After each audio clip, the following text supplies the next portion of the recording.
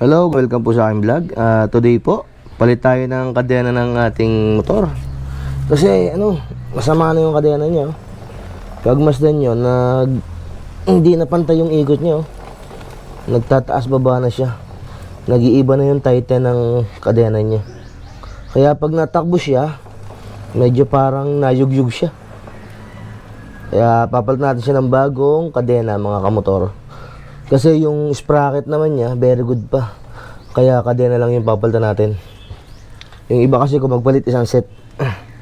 Kaya ang gagawin natin, medyo tipid tayo ng konti. Kaya kadena lang muna papalitan natin. Okay, umpisahan natin to. Mabaklas yung pinaka chain cover niya. Tsaka sprocket cover. Tanggalin na natin to, mga kamotor.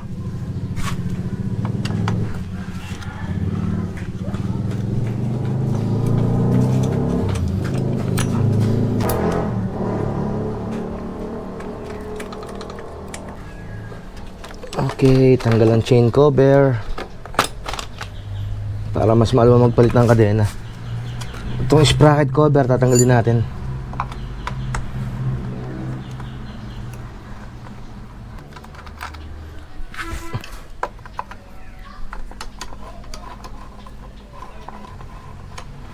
Pagkapalit natin ng kadena, para paikutin ulit natin para makita kung anong pagkakaiba ng luma at saka ng bagong kadena, tsaka kung paano siya umikot, kung paano gumalaw yung kadena.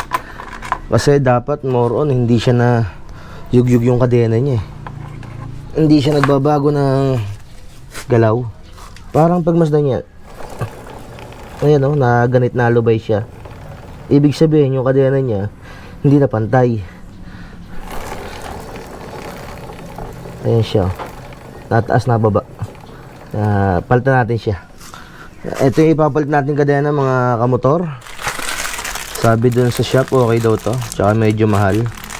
Ang naging pagkakaiba lang niya, medyo makapal yung pagkakadena niya.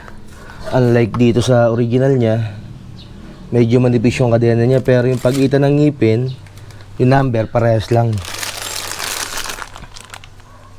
Okay daw to. Malaman natin pagka naikabit, mga kamotor. Okay, kalasin ulit natin yung pinakalock ng kadena nito. Ngayon, para mas maluwan siya kalasin, yung pinakalock ng kadena, hanapin natin ha. Nasaan ba siya? Ayun, yung lock na yan. Tatapat mo siya sa sprocket. Diyan sa mismo sprocket na yan. Tapos, tsaka mo siya susundutin.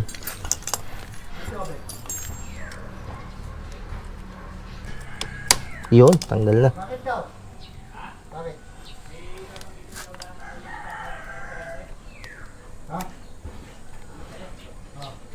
Yan, tanggal na, mga kamotor.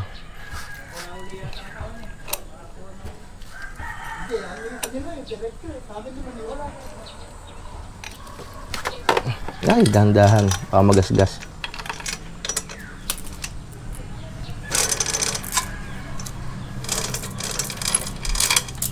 Okay, eto siya. Tingnan natin yung pagkakaiba. Mukha naman siya maganda. Ang problema nga, yung paglubay at pagganik niya ang problema. Ito yung pampalit natin, yung nasa plastic. Tingnan nyo ha. Malaki ang pagkakaiba nila. Kasi makapal tong ikakabit natin. Pero yung pagitan ng ngipin, parehas lang. Okay, kasan natin to, mga kamotor.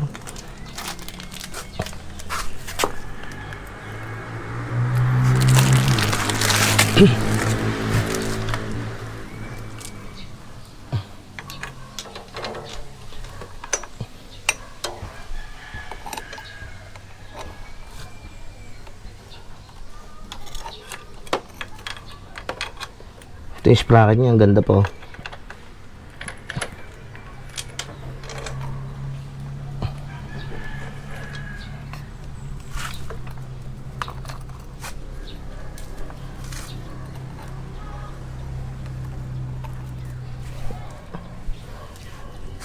Isasabit nyo rin siya sa sprocket para madali siyang kabitan ng lock.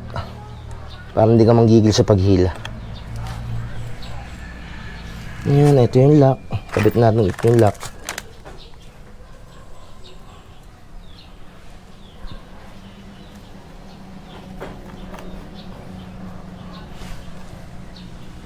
Siguraduhin lang natin na talagang nakalapat yung lock niya para safety, kasi pag natanggal to, problema to. Gamitin natin siya ng pliers. Ayun, nakalock na. Ngayon, medyo mahaba yung napakabit natin na kadena, kaya adjust natin yung mismong adjustment niya, mga kamotor. Bago natin siya lagyan ng cover, ito yung adjustment niya. Adjust natin siya. Ilagay muna natin yung pinaka-ehe sa kabilang side.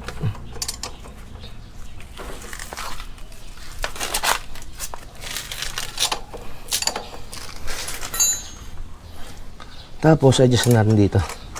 Yung pinaka-adjustment niya, just na 10mm ang gagamitin nyo pag nag-a-adjust.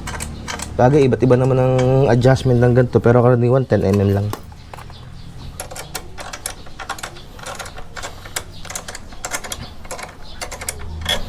Natin yung kadena para mabanat siya. Haba pa naman adjustment dito.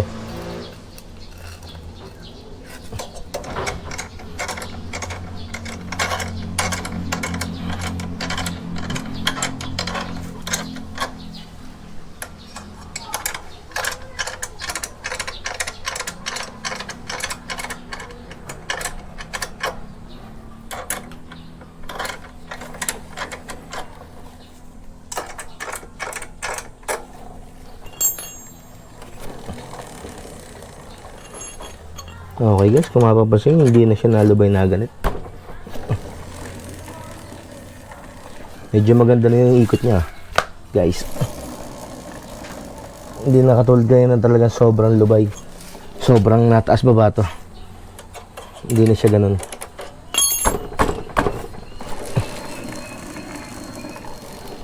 Okay na to palagay ko. Very nice na to. Ngayon, igpitan natin yung pinaka-ehe.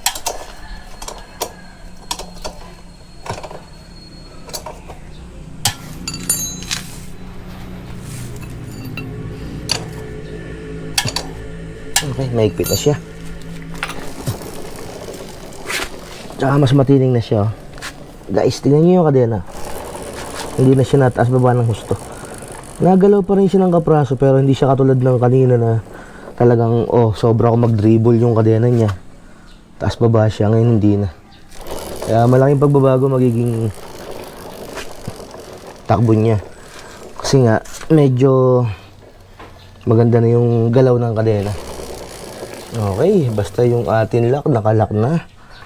Lagyan natin ng cover tong chain. Kabit natin yung mga bolts niya.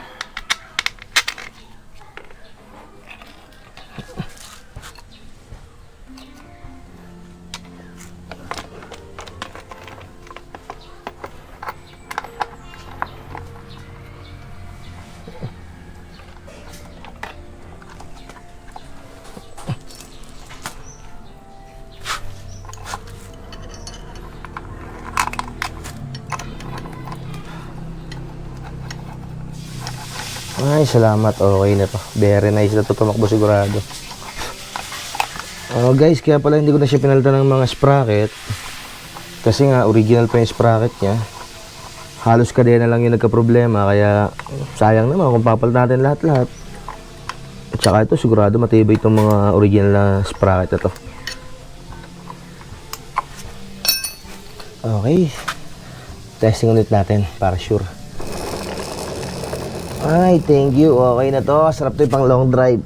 Tingnan nyo po yung pinaka-sprocket niya. Napaka-fine pa, oh. Ganda po ng mga ngipin niya. Very good pa po siya. Ayos, chain cover lang po ang kulang. Kabit natin chain cover.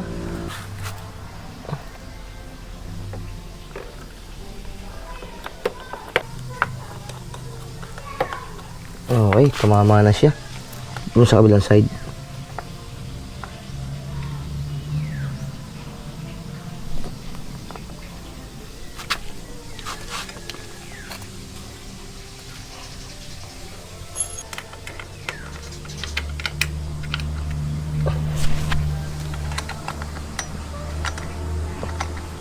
Okay guys, may quit na siya. Tight na yung mga bolt and nuts. Sure na nakalock yung kadena natin. Pagmasdan nyo guys, ang laki ng pagkakaiba.